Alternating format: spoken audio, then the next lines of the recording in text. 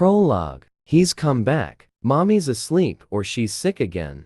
I hide and curl up small under the table in the kitchen. Through my fingers I can see Mommy. She is asleep on the couch. Her hand is on the sticky green rug, and he's wearing his big boots with the shiny buckle and standing over Mommy shouting. He hits Mommy with a belt. Get up. Get up. You are one fucked up bitch. You are one fucked up bitch. You are one fucked up bitch. You are one fucked up bitch. You are one fucked up bitch. You are one fucked up bitch. Mommy makes a sobbing noise. Stop. Please stop. Mommy doesn't scream. Mommy curls up small. I have my fingers in my ears, and I close my eyes. The sound stops. He turns and I can see his boots as he stomps into the kitchen. He still has the belt. He is trying to find me. He stoops down and grins. He smells nasty. Of cigarettes and drink. There you are, you little shit. A chilling wail wakes him. Christ. He's drenched in sweat and his heart is pounding. What the fuck? He sits bolt upright in bed and puts his head in hands. Fuck. They're back. The noise was me. He takes a deep, steadying breath, trying to rid his mind and nostrils of the smell of cheap bourbon and stale Camel cigarettes. Chapter 1. I have survived day 3 post-Christian, and my first day at work. It has been a welcome distraction. The time has flown by in a haze of new faces, work to do, and Mr. Jack Hyde. Mr. Jack Hyde. He smiles down at me, his blue eyes twinkling, as he leans against my desk. Excellent work, Anna. I think we're going to make a great team. Somehow, I managed to curl my lips upward in a semblance of a smile. I'll be off, if that's okay with you, I murmur. Of course. It's 5:30. I'll see you tomorrow.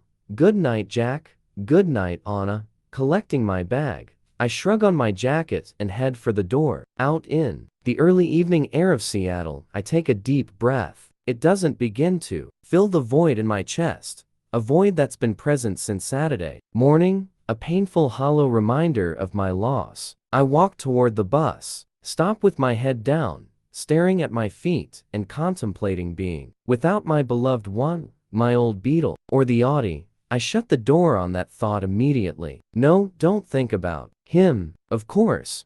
I can afford a car, a nice new car. I suspect he has been overgenerous in his payment, and the thought leaves a bitter taste in my mouth. But I dismiss it and try to keep my mind as numb and as blank as possible. I can't think about him. I don't want to start crying again. Not out on the street. The apartment is empty. I miss Kate, and I imagine her lying on a beach in Barbados sipping a cool cocktail. I turn on the flat screen television so there's noise to fill the vacuum and provide some semblance of company, but I don't listen or watch. I sit and stare blankly at the brick wall. I am numb. I feel nothing but the pain. How long must I endure this? The door buzzer startles me from my anguish, and my heart skips a beat. Who could that be? I press the intercom. Delivery for Miss Steele. A bored, disembodied voice answers, and disappointment crashes through me. I listlessly make my way downstairs and find a young man noisily chewing gum, holding a large cardboard box and leaning against the front door. I sign for the package and take it upstairs. The box is huge and surprisingly light. Inside are 24 long-stemmed white roses and a card. Congratulations on your first day at work. I hope it went well. And thank you for the glider. That was very thoughtful. It has pride of place on my desk. Christian? I stare at the typed card, the hollow in my chest expanding. No doubt, his assistant sent this. Christian probably had very little to do with it. It's too painful to think about. I examine the roses. They are beautiful, and I can't bring myself to throw them in the trash. Dutifully, I make my way into the kitchen to hunt down a vase. And so a pattern develops. Wake, work, cry, sleep. Well, try to sleep. I can't even escape him in my dreams. Gray burning eyes, his lost look, his hair, burnished and bright, all haunt me. And the music. So much music I cannot bear to hear any music. I'm careful to avoid it at all costs. Even the jingles and commercials make me shudder. I have spoken to no one, not even my mother or Ray. I don't have the capacity for idle talk now. No, I want none of it. I have become my own island state, a ravaged, war-torn land where nothing grows and the horizons are bleak. Yes, that's me. I can interact impersonally at work, but that's it. If I talk to Ma, I know I will break even further and I have nothing left to break. I am finding it difficult to eat. By lunchtime on Wednesday, I manage a cup of yogurt, and it's the first thing I've eaten since Friday. I am surviving on a newfound tolerance for lattes and Diet Coke. It's the caffeine that keeps me going, but it's making me anxious. Jack has started to hover over me, irritating me, asking me personal questions. What does he want? I'm polite, but I need to keep him at arm's length. I sit and begin trawling through a pile of correspondence addressed to him, and I'm pleased with the distraction of menial work. My email pings, and I quickly check to see who it's from. Holy shit, an email from Christian. Oh no, not here, not at work. From Christian Gray. Subject: tomorrow. Date: June 8, 2011, 14:05.to. Anastasia Steele. Dear Anastasia, forgive this intrusion at work. I hope that it's going well. Did you get my flowers? I note that tomorrow is the gallery opening for your friend's show, and I'm sure you've not had time to purchase a car, and it's a long drive. I would be more than happy to take you, should you wish. Let me know. Christian Gray, CEO, Gray Enterprises Holdings, Inc. Tears swim in my eyes. I hastily leave my desk and bolt to the restroom to escape into one of the stalls. Joe's E's show. I'd forgotten all about it, and I promised him I'd go. Shit. Christian is right. How am I going to get there? I clutch my forehead. Why hasn't Joe's phone? Come to think of it, why hasn't anyone phoned? I've been so absent-minded I haven't noticed that my cell phone has been silent. Shit, I am such an idiot. I still have it set to forward calls to the BlackBerry. Holy hell, Christian's been getting my calls unless he's just thrown the BlackBerry away. How did he get my email address? He knows my shoe size. An email address is hardly going to present him with many problems. Can I see him again? Could I bear it? Do I want to see him? I close my eyes and tilt my head back as grief and longing lance through me. Of course I do.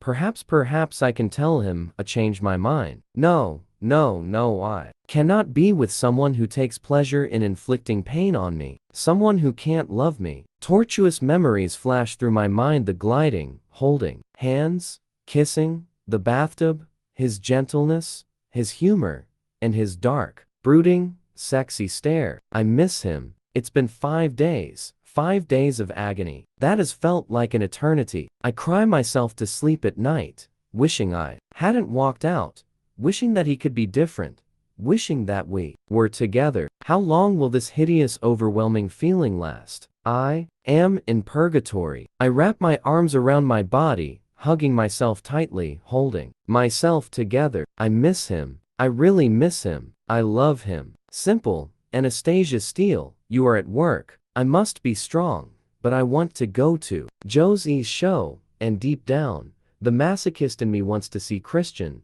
Taking a deep breath, I head back to my desk.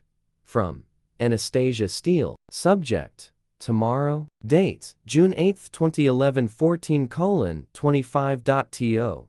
Christian Gray. Hi Christian. Thank you for the flowers. They are lovely. Yes. I would appreciate a lift. Thank you. Anastasia Steele. Assistant to Jack Hyde. Editor, SIP. Checking my phone, find that it is still set to forward calls to the BlackBerry. Jack is in a meeting, so I quickly call Joe's. Hi Joe's. It's Anna. Hello stranger. His tone is so warm and welcoming it's almost enough to push me over the edge again. I can't talk long. What time should I be there tomorrow for your show? You're still coming? He sounds excited. Yes, of course. I smile, my first genuine smile in 5 days, as I picture his broad grin. 7:30. See you then. Goodbye, Joe's. By Anna, from Christian Grey. Subject: tomorrow. Date: June 8, 2011 14:27.to. Anastasia Steele. Dear Anastasia, what time shall I pick you up? Christian Grey, CEO, Grey Enterprises Holdings, Inc., from Anastasia Steele. Subject: tomorrow. Date: June 8, 2011 14:30.to. Christian Grey. Josie's show starts at 7:30. What time would you suggest? Anastasia Steele, assistant to Jack Hyde, editor, SIP. From Christian Grey. Subject: tomorrow. Date: June 8, 2011 14:30.to. Anastasia Steele. Dear Anastasia, Portland is some distance away. I shall pick you up at 5:45. I look forward to seeing you. Christian Grey, CEO, Grey Enterprises Holdings, Inc., from Anastasia Steele. Subject: tomorrow. Date: June 8, 2011 14:38.to. Christian Grey. See you then. Anastasia Steele, assistant to Jack Hyde, editor, SIP. Oh my, I'm going to see Christian, and for the first time in 5 days. My spirits lift a fraction and I allow myself to wonder how he's been. Has he missed me? Probably not like I've missed him. Has he found a new submissive? The thought is so painful that I dismiss it immediately. I look at the pile of correspondence I need to sort for Jack and tackle it. As I try to push Christian out of my mind once more. That night in bed, I toss and turn, trying to sleep, and it's the first time in a while I haven't cried myself to sleep. In my mind's eye, I visualize Christian's face the last time I saw him as when I left. His tortured expression haunts me. I remember he didn't want me to go, which was odd. Why would I stay when things had reached such an impasse? We were each skirting around our own issues. My fear of punishment, his fear of what? Love? Turning on my side, I hug my pillow, filled with an overwhelming sadness. He thinks he doesn't deserve to be loved. Why does he feel that way? Does it have to do with his upbringing? His birth mom, the crack whore? My thoughts plague me into the early hours until eventually I fall into a fitful, exhausted sleep. The day drags and drags, and Jack is unusually attentive. I suspect it's due to Kate's plum dress and the black high-heeled boots I've stolen from her closet, but I don't dwell on the thought. I resolve to go clothes shopping. With my first paycheck, the dress is looser on me than it was, but I pretend not to notice. Finally, it's 5:30, and I collect my jacket and purse, trying to quell my nerves. I'm going to see him. Do you have a date tonight? Jack asks as he strolls past my desk on his way out. Yes. No, not really. He raises an eyebrow, his interest clearly piqued. Boyfriend? I flush. No, a friend. An ex-boyfriend. Maybe tomorrow you'd like to come for a drink after work. You've had a stellar first week, Anna. We should celebrate. He smiles, and an unknown, unsettling emotion flits across his face, making me uneasy. Putting his hands in his pockets, he saunters through the double doors. I frown at his retreating back. Drinks with the boss, is that a good idea? I shake my head. I have an evening of Christian Grey to get through. First, how am I going to do this? I hurry into the restroom to make last-minute adjustments. In the large mirror on the wall, I take a long, hard look at my face. I'm my usual pale self, dark circles around my two large eyes. I look gaunt, haunted. I wish I knew how to use makeup. I apply some mascara and eyeliner and pinch my cheeks, hoping for some color, tidying my hair so that it hangs artfully down my back. I take a deep breath. This will have to do. Nervously, I walk through the foyer with a smile and a wave to Claire. At reception, I think she and I could become friends. Jack is talking to Elizabeth as I head for the doors. Smiling broadly, he hurries over to open them for me. After you, Anna, he murmurs. Thank you. I smile, embarrassed. Outside on the curb, Taylor is waiting. He opens the rear door of the car. I glance hesitantly at Jack, who has followed me out. He's looking toward the Audi SUV in dismay. I turn and climb into the back, and there he sits, Christian Grey, wearing his gray suit, no tie, white shirt open at the collar. His gray eyes are glowing. My mouth dries. He looks glorious except he's scowling at me. Why? When did you last eat? He snaps as Taylor closes the door behind me. Crap. Hello, Christian. Yes, it's nice to see you too. I don't want your smart mouth now. Answer me. His eyes blaze. Holy shit. I had a yogurt at lunchtime. Oh, and a banana. When did you last have a real meal? He asks acidly. Taylor slips into the driver's seat, starts the car, and pulls out into the traffic. I glance up and Jack is waving at me. Though how he can see me through the dark glass, I don't know. I wave back. Who's that? Christian snaps. My boss. I peek up at the beautiful man beside me, and his mouth is pressed into a hard line. Well, your last meal, Christian? That really is none of your concern, I murmur, feeling extraordinarily brave. Whatever you do concerns me. Tell me. Double quotes. No, it doesn't. I groan in frustration, rolling my eyes heavenward, and Christian narrows his eyes, and for the first time in a long time, I want to laugh. I try hard to stifle the giggle that threatens to bubble up. Christian's face softens as I struggle to keep a straight face, and a trace of a smile kisses his lovely sculptured lips. Well, he asks, his voice softer. Pasta alla vongole, last Friday, I whisper. He closes his eyes as fury, and possibly regret, sweeps across his face. I see, he says, his voice expressionless. You look like you've lost at least 5 pounds, possibly more since then. Please eat, Anastasia, he scolds. I stare down at the knotted fingers in my lap. Why does he always make me feel like an errant child? He shifts and turns toward me. How are you? He asks, his voice still soft. Well, shit, really. I swallow. If I told you I was fine, be lying. He inhales sharply. Me too, he murmurs and reaches over and clasps my hand. I miss you, he adds. Oh no, skin against skin. Christian, Anna please. We need to talk. I'm going to cry. No, Christian, please. I've cried so much, I whisper, trying to keep my emotions in check. Oh, baby, no. He tugs my hand, and before I know it, I'm on his lap. He has his arms around me, and his nose is in my hair. I've missed you so much, Anastasia, he breathes. I want to struggle out of his hold, to maintain some distance, but his arms are wrapped around me. He's pressing me to his chest. I melt. Oh, this is where I want to be.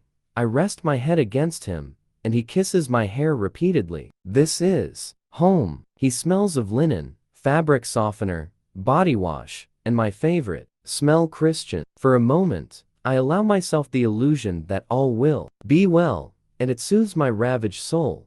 A few minutes later, Taylor pulls to a stop at the curb, even though we're still in the city. Come, Christian shifts me off his lap. We're here. What? Helipad on the top of this building.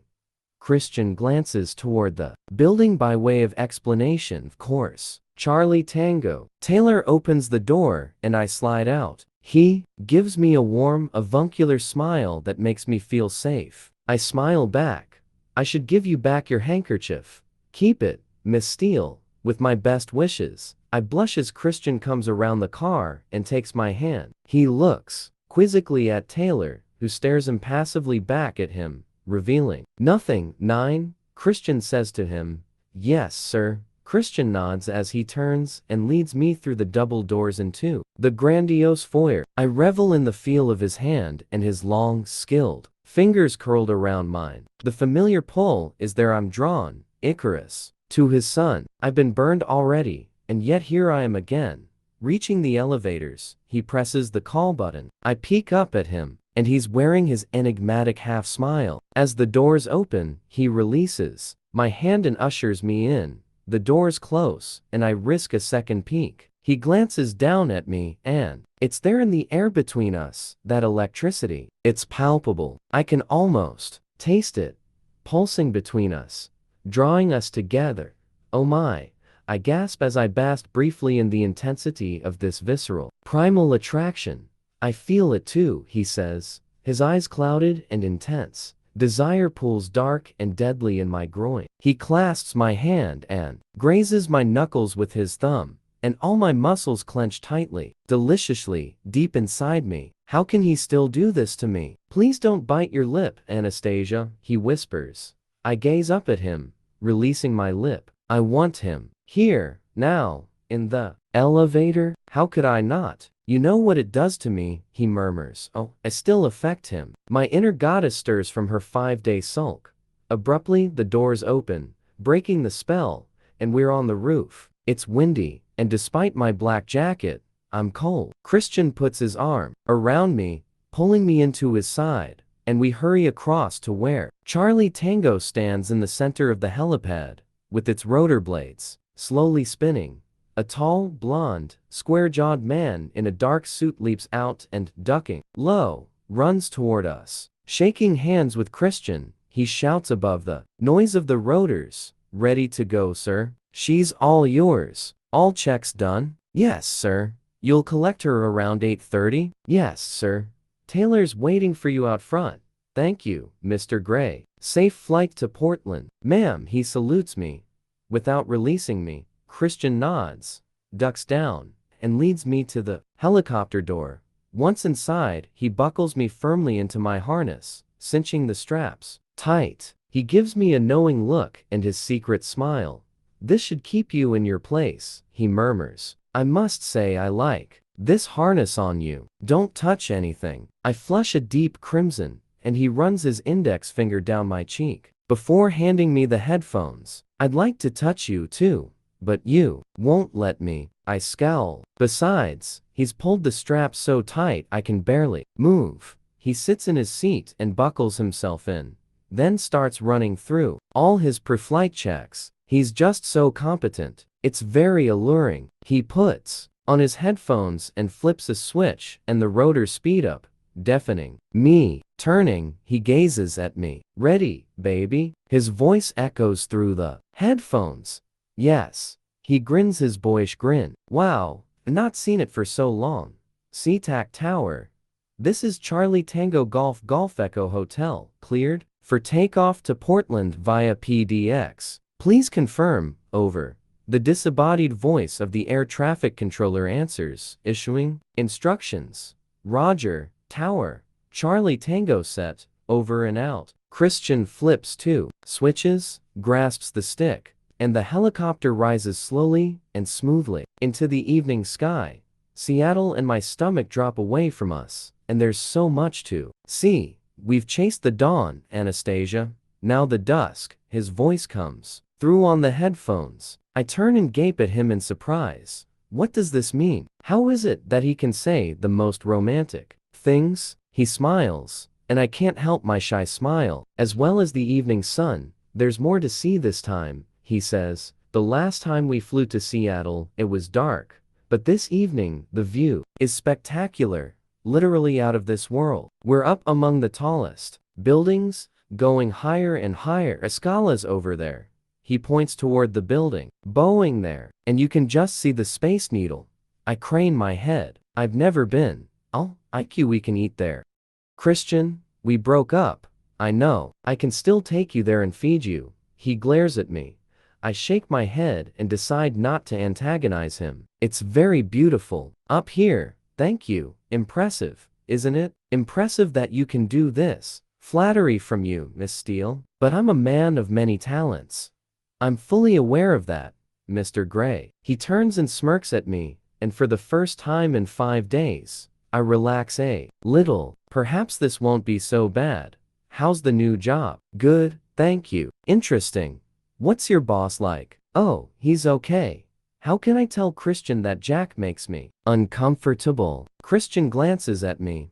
"What's wrong?" he asks. "Aside from the obvious, nothing." "The obvious?" "Oh, Christian, you really are very obtuse sometimes." "Obtuse? Me? I'm not sure I appreciate your tone, Miss Steele." "Well, don't then." His lips twitch into a smile. "I have missed your smart mouth." "Anastasia." I gasp and I want to shout.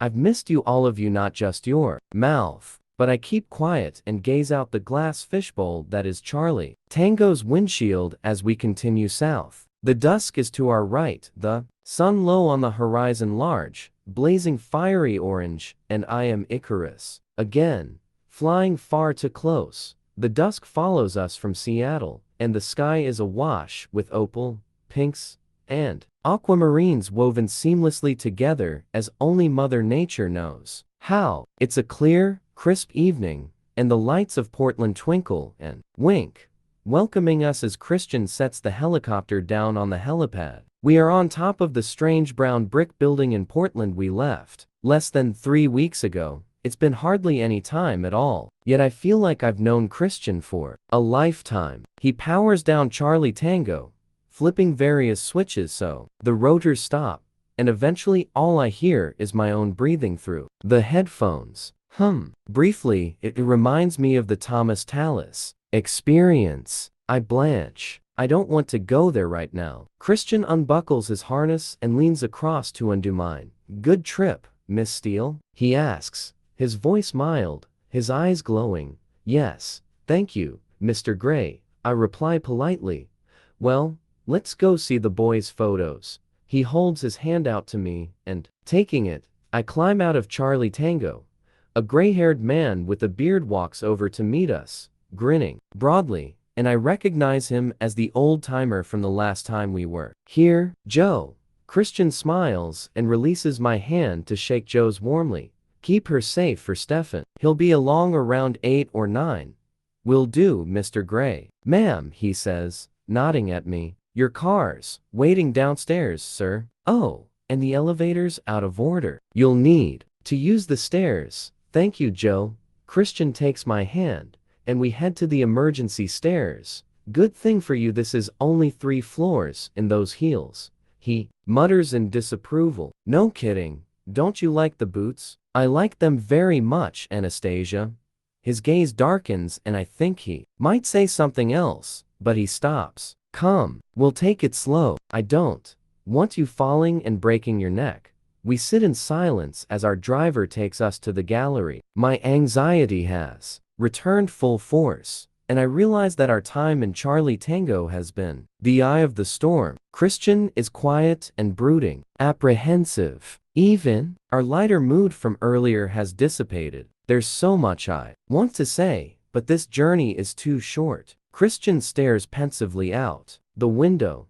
"Joe's is just a friend," I murmur. Christian turns and gazes at me, his eyes dark and guarded, giving nothing away. His mouth is distracting and unbidden. I remember it on me everywhere. My skin heats. He shifts in his seat and frowns. "Those beautiful eyes look too large in your face, Anastasia. Please tell me you'll eat." "Yes, Christian, I'll eat."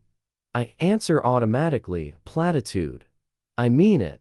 "Do you now?" I cannot keep the disdain out of my voice. Honestly, the audacity of this man who has put me through hell over the last few days. No, that's wrong. I've put myself through hell. No, it's him. I shake my head, confused. "I don't want to fight with you, Anastasia. I want you back, and I want you healthy," he says.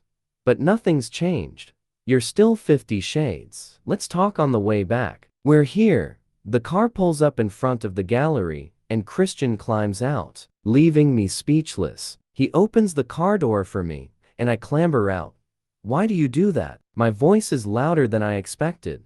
"Do what?" Christian is taken aback. "Say something like that, and then just stop. Anastasia, we're here, where you want to be. Let's do this, and then talk." I don't particularly want a scene in the street. I glance around. He's right. It's too public. I press my lips together as he glares down at me. "Okay," I mutter sulkily. Clasping my hand, he takes me into the building. We are in a converted warehouse, brick walls, dark wood floors, white ceilings, and white pipework. It's airy and modern, and there are several people wandering across the gallery floor, sipping wine and admiring Joe's work. For a moment, my troubles melt away as I grasp that Joe's has realized his dream. Way to go, Joe's.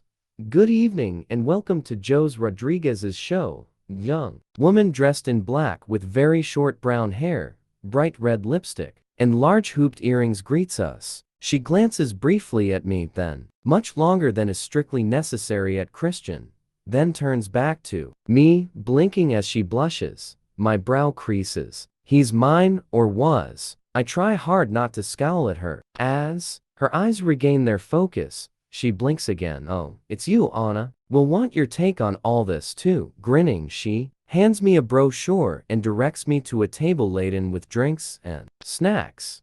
You know her? Christian frowns. I shake my head, equally puzzled. He shrugs, distracted. What would you like to drink? I'll have a glass of white wine, thank you. His brow furrows, but he holds his tongue and heads for the open bar. Anna. Joe's comes barreling through a throng of people. Holy cow. He's wearing a suit. He looks good, and he's beaming at me. He enfolds me in his arms, hugging me hard, and it's all I can do not to burst into tears. My friend, he's my only friend while Kate is away. Tears pool in my eyes. Anna, I'm so glad you made it, he whispers in my ear. Abruptly he holds me at arm's length, examining me. What? Hey, are you okay? You look, well, odd. Dios emo, have you lost weight? I blink back my tears, not him too. Joe's, I'm fine. I'm just so happy. For you. Congratulations on the show. My voice wavers as I see the concern etched on his oh so familiar face, but I have to hold myself together. How did you get here? He asks. Christian brought me, I say, suddenly apprehensive. Oh. Josie's face falls and he releases me. Where is he? His expression darkens. Over there, fetching drinks. I nod in Christian's direction and notice that he's exchanging pleasantries with someone waiting in line. Christian glances up and our eyes lock. And in that brief moment, I'm paralyzed, staring at the impossibly handsome man who gazes at me with some unfathomable emotion, his gaze hot, burning into me, and we're lost for a moment staring at each other. Holy cow, this beautiful man wants me back. And deep down inside me sweet joy slowly unfurls like a morning glory in the early dawn.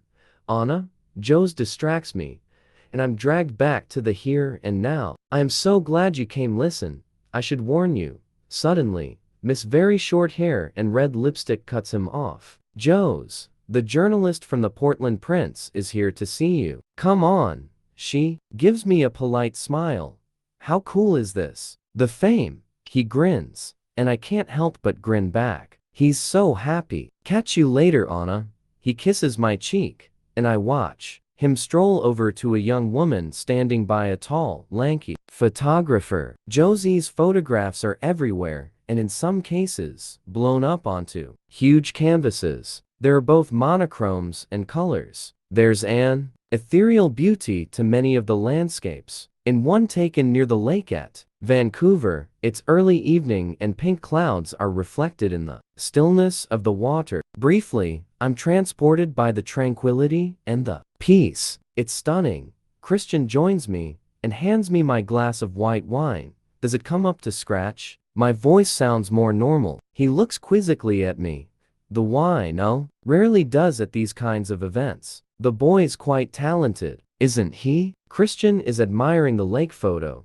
Why else do you think I asked him to take your portrait? The pride is obvious in my voice. His eyes glide impassively from the photograph to me. Christian Grey, the photographer from the Portland Prince, approaches Christian. Can I have a picture, sir? Sure.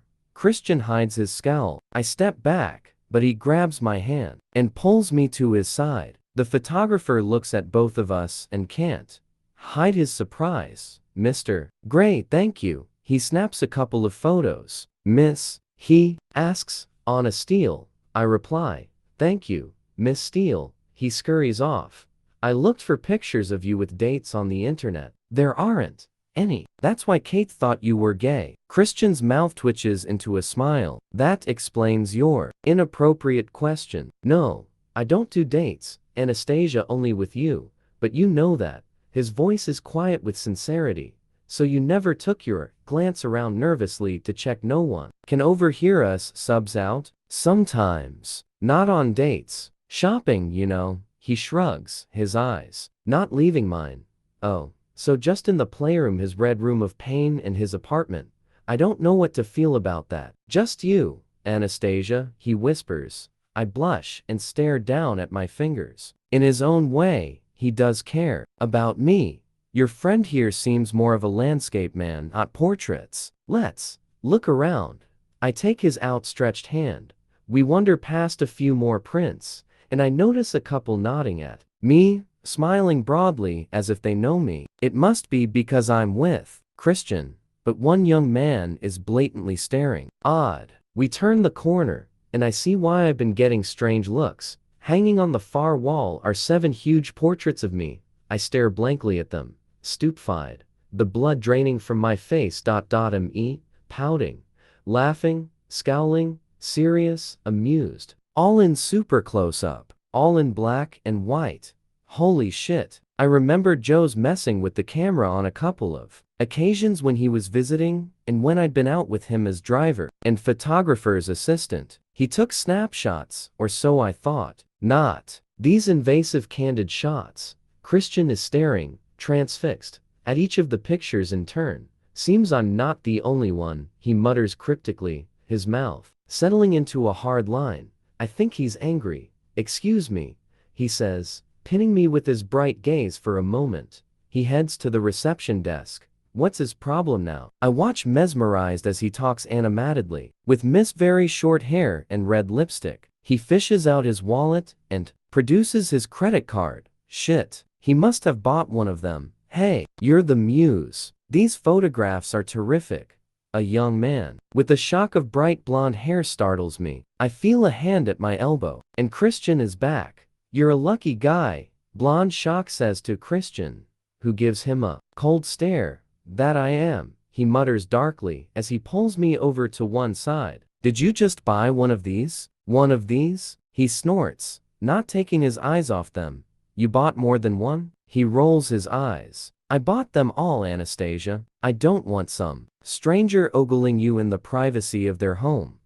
My first inclination is to laugh. You'd rather it was you? I scoff. He glares down at me, caught off guard by my audacity, I think, but he's trying to hide his amusement. Frankly, yes. Pervert. I mouth at him and bite my lower lip to prevent my smile. His mouth drops open, and now his amusement is obvious. He strokes his chin thoughtfully. Can't argue with that assessment, Anastasia. He shakes his head, and his eyes soften with humor. I discuss it further with you, but I've signed an NDA. He sighs, gazing at me, and his eyes darken. What I'd like to do to your smart mouth, he murmurs. I gasp, knowing full well what he means. You're very rude. I try to sound shocked and succeed. Has he no boundaries? He smirks, amused, then frowns. You look very relaxed in these photographs, Anastasia. I don't see you like that very often. What? Whoa. Change of subject, talk about non sequitur from playful to serious. I flush and glance down at my fingers. He tilts my head back, and I inhale sharply at the contact with his fingers. I want you that relaxed with me, he whispers. All trace of humor has gone. Deep inside me, that joy stirs again. But how can this be? We have issues. You have to stop intimidating me if you want that. I snap. You have to learn to communicate and tell me how you feel. He snaps back, eyes blazing. I take a deep breath. Christian, you wanted me as a submissive. That's where the problem lies. It's in the definition of a submissive. You mailed it to me once. I pause, trying to recall the wording. I think the synonyms were, and I quote, compliant, pliant, amenable, passive, tractable, resigned, patient, docile, tame, subdued. I wasn't supposed to look at you, not talk to you unless you gave me permission to do so. What do you expect? I hiss at him. His frown deepens as I continue. It's very confusing being with you. You don't want me to defy you, but then you like my smart mouth. You want obedience, except when you don't, so you can punish me. I just don't know which way is up. When I'm with you, he narrows his eyes. Good point, well made. As usual, Miss Steele. His voice is frigid. Come, let's go eat. We've only been here for half an hour. You've seen the photos. You've spoken to the boy. His name is Joe's. You've spoken to Joe's, the man who, the last time I met him, was trying to push his tongue into your reluctant mouth while you were drunk and sick. He snarls. He's never hit me. I spit at him. Christian scowls, fury emanating from every pore. That's a low blow. Anastasia, he whispers menacingly. I pale, and Christian runs his hands through his hair, bristling with barely contained anger. I glare back at him. I'm taking you for something to eat. You're fading away in front of me. Find the boy. Say goodbye, please. Can we stay longer? No, go. Now. Say goodbye. I glower at him, my blood boiling. Mr. Damned control freak. Angry is good. Angry is better than tearful. I drag my gaze away from him and scan the room for Joe's. He's talking to a group of young women. I stalk off toward him and away from 50. Just because he brought me here, I have to do as he says. Who the hell does he think he is? The girls are hanging on Joe's every word. One of them gasps as I approach, no doubt recognizing me from the portraits. Joe's. Anna. Excuse me, girls. Joe's grins at them and puts his arm around me. And on some level I'm amused. Joe's all smooth, impressing the ladies. You look mad, he says. I have to go, I mutter mulishly. You just got here. Christian needs to get back. The pictures are fantastic. Joe's, you're very talented. He beams. It was so cool seeing you. Jose sweeps me into a big bear hug, spinning me so I can see Christian across the gallery. He's scowling, and I realize it's because I'm in Joe's arms. So in a very calculating move, I wrap my arms around Joe's neck. I think Christian is going to expire. His glare darkens to something quite sinister, and slowly he makes his way toward us. Thanks for the warning about the portraits of me, I mumble. Shit. Sorry, Anna. I should have told you. Do you like them? I don't know, I answer truthfully, momentarily knocked off balance by his question. Well, they're all sold. So somebody likes them. How cool is that? You're a poster girl. He hugs me tighter as Christian reaches us, glowering at me now, though fortunately Joe's doesn't see. Joe's releases me. Don't be a stranger, Anna. Oh, Mr. Gray. Good evening, Mr. Rodriguez. Very impressive. Christian sounds icily polite. I'm sorry we can't stay longer, but we need to head back to Seattle. Anastasia? He subtly stresses we, and takes my hand as he does so. Bye, Joe's. Congratulations again. I give him a quick kiss on the cheek, and before I know it, Christian is dragging me out of the building. I know he's boiling with silent wrath, but so am I. He looks quickly up and down the street, then heads left and suddenly sweeps me into a side alley, abruptly pushing me up against a wall. He grabs my face between his hands, forcing me to look up into his ardent, determined eyes. I gasp, and his mouth swoops down. He's kissing me, violently. Briefly, our teeth clash. Then his tongue is in my mouth. Desire explodes like the 4th of July throughout my body, and I'm kissing him back, matching his fervor, my hands knotting in his hair, pulling it hard. He groans, a low sexy sound in the back of his throat. That reverberates through me, and his hand moves down my body to the top of my thigh, his fingers digging into my flesh through the plum dress. I pour all the angst and heartbreak of the last few days into our kiss, binding him to me, and it hits me in this moment of blinding passion. He's doing the same. He feels the same. He breaks off the kiss, panting. His eyes are luminous with desire, firing the already heated blood that is pounding through my body. My mouth is slack as I try to drag precious air into my lungs. You are mine, he snarls, emphasizing each word. He pushes away from me and bends, hands on his knees as if he's run a marathon. For the love of God, Anna. I lean against the wall, panting, trying to control the riotous reaction in my body, trying to find my equilibrium. I'm sorry, I whisper once my breath has returned. You should be. I know what you were doing. Do you want the photographer? Anastasia? He obviously has feelings for you. Photographer? Anastasia? He obviously has feelings for you. I shake my head guiltily. No, he's just a friend.